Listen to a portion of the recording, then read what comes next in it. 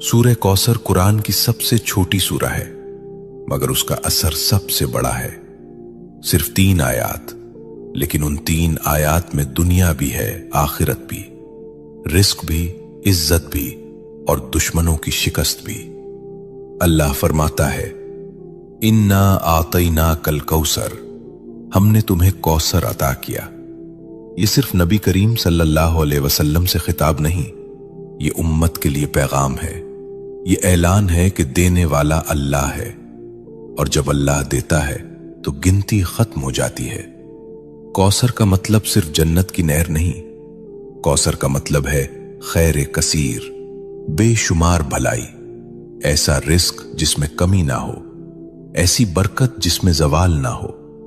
लेकिन सवाल यह है कि आज हम ये सूरा पढ़ते हैं, फिर भी तंगी क्यों है, फिर भी दिल बेचैन क्यों है, फिर भी इज्जत के लिए दर दर क्यों जाना पड़ता है। यहां एक नुक्ता है, और यही नुक्ता अक्सर लोग खो देते हैं। सूरह कौसर सिर्फ जबान से पढ़ने की सूरा नहीं, ये मिजाज बदलने की सूरा है, ये शिकवा छोड़ने की सूरा है, ये शुक्र सिखाने की सूरा है। जो अल्लाह पर छोड़ देता है, अल्लाह उसे कौसर अता करता है। शेख अब्दुल कादिर जीलानी रहमतुल्लाह अलैह फरमाया करते थे कि जिस बंदे का दिल अल्लाह से जुड़ जाए, उसके हाथ खाली नहीं रहते, चाहे जेब खाली ही क्यों ना हो। सुनो, रिस्क सिर्फ पैसा नहीं, सुकून भी रिस्क है, सेहत भी रिस्क है, औलाद की नेकी भी रिस्क है, और इज्जत से जीना यह भी रिस्क है। सूरह कौसर हमें सिखाती है कि पहले अल्लाह की नेमत को पहचानो, फिर उस पर शुक्र करो।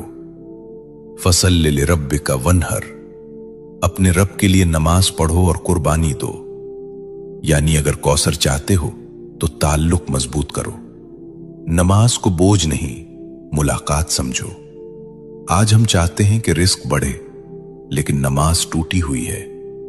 हम चाहते हैं कि बरकत आए, लेकिन शुक्र गायब है। यह सूरा हमें झुंझोड़ती है कि दुश्मनों से मत डरो, नजर वालों से मत घबराओ, हसद करने वालों को अल्लाह खुद काफी है।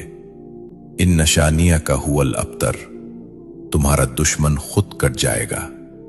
ये वादा है, यह तसल्ली है, यह ऐलान है। अगर तुम अल्लाह के हो गए तो कोई तुम्हें मिटा नहीं सकता। यह सूरा दिल को हिम्मत देती है कि खामोशी में भी अल्लाह काम कर रहा है, कि सब्र में भी अता छुपी हुई है।